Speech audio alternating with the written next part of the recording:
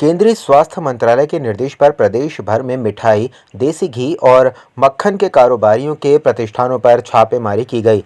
खाद्य संरक्षा विभाग ने लड्डू समेत तमाम मिठाइयों, घी और मक्खन के सैंपल लिए और जांच के लिए भेजे। वहीं अपर आयुक्त एफडीए ताजबर सिंह जग्गी ने बताया कि खाद्य संरक्षा विभाग को उत्तराखंड के सभी जिलों में मिठाई, घी और मक्खन की सैंपलिंग करने के निर्देश दिए गए हैं। इसके तहत मंगलवार से शुरू हुई कार्रवाई लगातार जारी रहेगी। जितने भी मिल्क के प्रोडक्ट हैं या घी है, मटर, मक्खन है, जो भी है, इन सब की जांच करके रिपोर्ट हमें प्रस्तुत करें। हाँ, अब आगामी जो त्यौहार दीपावली आ रहे हैं उसके लिए भी हमने सभी, क्योंकि ज़्यादा से ज़्यादा बाहर से हमारे यहाँ पर मावा है या घी है या अन्य जो भी प्रोडक्ट हैं वो यहाँ पर सप्लाई किए जाते हैं, तो हमने सारे अपने जितने भी अधिकारी उनको तत्पर रहने के लिए कहा है और कार्रवाई करने के लिए कहा है। उत्तराखंड के मुख्यमंत्री पुष्कर सिंह धामी का लक्ष्य उत्तराखंड को नशा मुक्त बनाने का है, लेकिन उधम सिंह नगर के किच्छा में स्थानीय लोगों द्वारा कई गंभीर आरोप लगाए गए हैं। लोगों का आरोप है कि नशे के तस्करों की मिली भगत से किच्छा में खुलेआम अवैध नशे का व्यापार फल फूल रहा है। बाजार में आसानी से मेडिकल स्टोर से ये इंजेक्शंस मिल जा रहे हैं। पुराना अस्पताल रोड के व्यापारियों का कहना है कि नशे के कारोबारियों का पता होने के बाद भी उन पर कोई कार्रवाई नहीं होती है। कागज से कहाँ संतुष्ट है? अगर संतुष्ट होते तो यहाँ पर भरे रहते हैं नशे रात दिन, है ना। और क्या कहते हैं, घर के आगे से 6 बजे करीब चेन छीन ली हमारी।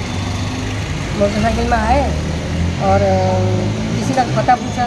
पता पूछने के बाद जैसे नजर हटी तो उन्होंने खींच ली, गले से भाग गए। दिन भर समस्या है, यहाँ तो बहुत बुरा हाल है। यहाँ पे समझ लीजिए कोई लेडीज़ नहीं आ पाती हैं, कोई कुछ नहीं आ पाता है, क्योंकि इनकी नज़र में तो किसी की कोई इज्जत है नहीं। किसी को भी रोक लेंगे, किसी को आवाज़ मार देंगे, किसी के लिए कुछ गलत बोल देंगे। बहुत बुरा हाल है। दिन भर चोरियाँ हो रही हैं, आए दिन हर दुकानदार परेशान है। नशा यहाँ पे तो जी चरम सीमा पे है। किच्छा में जितना नशा खुलेआम दिख रहा है, मैं समझता हूँ आसपास के किसी इलाके में नहीं। और प्रशासन क्यों नहीं कर रहा है कार्रवाई, ये तो मेरी समझ में नहीं आ रहा। सब इसमें पुलिस प्रशासन की लापरवाही है। इस वजह से यहाँ पे नशा मुक्ति बहुत ज़्यादा बढ़ चुका है। हमारे लाइन पे पीछे हमारी दुकानें हैं, आगे पीछे लाइन पे ये समझिए कि दिन भर यहाँ पे नशा का काम होता रहता है। जो वर्तमान समय में पुलिस की कार्रवाई चल रही है उससे तो यही पता चलता है कि जो पिछली 5 मौतें हुई हैं तो उससे कोई खास कार्रवाई से उनकी कोई फ़ायदा नहीं मिल पा रहा है। और पिछले 2 महीने के अंदर ये 5वीं मौत जो परसों संज्ञान में आया मामला देखने को ही मिला। और वार्ड में जिस तरीके से नशा पूरी तरह से पैर पसार चुका है, तो आने वाले समय में हालात यही हैं कि जो हमारी छोटी जनरेशन हैं, बच्चे जो हैं, वो बहुत जल्दी मौत के शिकार बनते जाएंगे। नशे के मामले में 0 टॉलरेंस का रखती है सभी लोगों का। और मैं यहाँ के किच्छा के पुलिस प्रशासन से कहूँगा कि आम लोगों से मित्र पुलिस का व्यवहार करें, लेकिन ये नशे के जो कारोबारी हैं उनसे बिल्कुल सख्ती से शत्रुता वाला व्यवहार करना पड़ेगा, क्योंकि नशे की वजह से आम युवा बहुत प्रभावित हो रहा है और लोगों के घरों की जिंदगियां खराब हो रही हैं। तो इसमें त्वरित कार्रवाई करनी चाहिए और नशे पे विशेषकर किच्छा पुलिस को ध्यान देना चाहिए।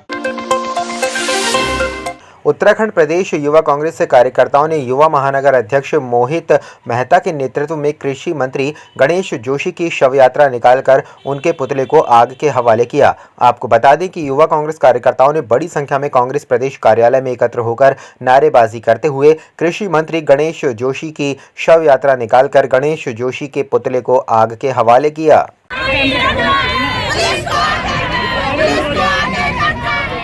प्रदेश सरकार की शव यात्रा निकाली है, क्योंकि प्रदेश में जो भी हो रहे हैं अत्याचार है, प्रदेश सरकार उस मामले में चुप्पी साधे बैठी है। तो प्रदेश सरकार का जो प्रदेश में हो रही घटना है उसकी तरफ ध्यान आकर्षित करने के लिए हमें मजबूरन आज प्रदेश सरकार की शव यात्रा निकालनी पड़ी है, ताकि उनकी आंखें खुले और वो देख पाए कि प्रदेश में किस प्रकार का अराजकता का माहौल है महिलाओं के खिलाफ।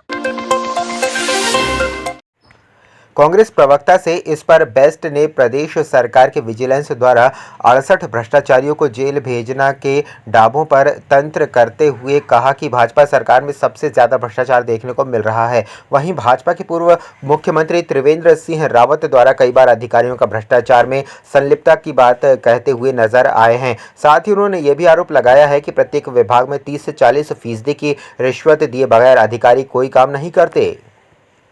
विजिलेंस की जांच का जहां तक सवाल है, ये तो एक प्रोसेस है। भ्रष्टाचार की शिकायतें आती हैं और विजिलेंस उस पर जांच करता है। और अगर आप सर्वाधिक कार्रवाइयां देखें विजिलेंस की, वो कांग्रेस की सरकार में भी उस समय सबसे ज्यादा भ्रष्टाचारियों को जेल भेजने का काम किया। और भाजपा सरकार में तो विजिलेंस कोर्ट आदेश दे रही है कि कैबिनेट की बैठक कीजिए और मंत्री पर आय से अधिक संपत्ति के मामलों की जांच आगे बढ़ाने के आदेश पारित करिए, लेकिन सरकार उसकी भी हिम्मत नहीं जुटा पा रही है और जो रूटीन का काम होता है उसी पे अपनी फिर थपथपाने का काम कर रहे हैं।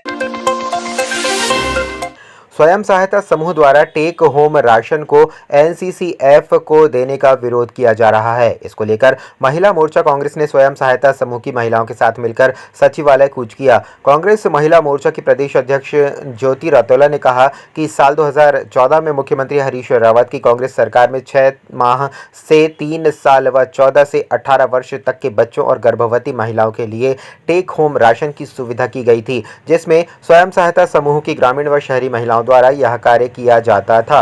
उससे उनको रोजगार भी उपलब्ध होता था।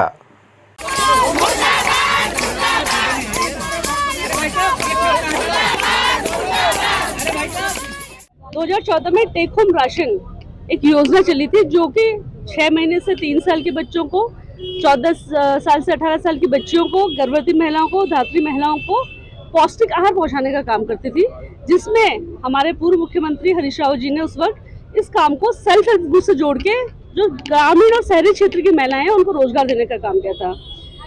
भाजपा ने, रेखा आर्य जी ने, पुष्कर धामी जी ने, मुझे नहीं पता भाजपा ने ये क्यों करा, लेकिन आज हमारी उन बहनों से वो रोजगार छीन लिया। उन्होंने एनसीसीएफ नाम की भारत सरकार के उपक्रम को बिना किसी टेंडरिंग के 250 करोड़ का काम देने की उनकी तैयारी चल रही है और हमारी जो महिलाएं स्वयं सहायता समूह की जो महिलाएं हैं उनसे उनका रोजगार छीनने का काम आज ये सरकार कर रही है, जिसके खिलाफ हम सचिवालय घोषित।